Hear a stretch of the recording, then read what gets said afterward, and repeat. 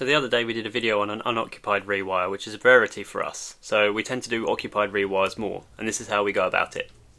Firstly, on any rewire, it's about the preparation for us. So we always have a spec sheet that us and the customer both have. It's pre-agreed in terms of our quote, so everyone knows exactly what's going into the install. Firstly, it's about preparation for the property. If it's hardwood or solid ground flooring, we'll put down Corex all over the place and tape it all together, and that will stay for the entirety of the job. On any stairs and carpet areas, we'll put roll and stroll for everywhere that, again, we're going to be walking up and down regularly, and sometimes we might have to replace that through the job if we are lifting carpets. This is hugely helpful in keeping the property clean throughout the job, and it saves a lot of trouble at the end too. Plus it shows the customer that you actually care about what you're doing. This will always vary from job to job, but obviously you can let the customer know this is how you're going to approach it, and it's always a plus point in terms of getting the job in the first place.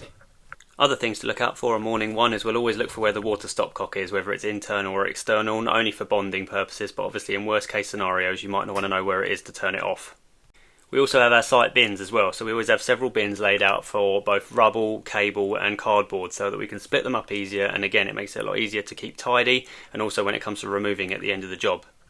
We'd always aim to keep our chasers as neat as possible, and sometimes try and reuse conduits in the wall if they're still available, as this reduces chasing, and customers are also a big fan of this because it's no more decoration.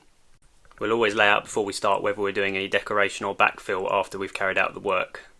We'll always put a basic fill in though around the sockets and switches so that they can be screwed back safely once we're completed.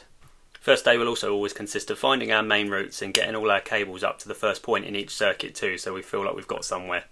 And of course for us it's cleanliness. This is always a huge part of it. At the end of the rewire we'll do a very thorough deep clean all around the property, but if it's an occupied rewire, every day we'll be laying the carpets and boards back down. The carpets not necessarily properly, but at least loose laid so they're safe, and then a good clean up, because if people are living there it's just got to be tidy.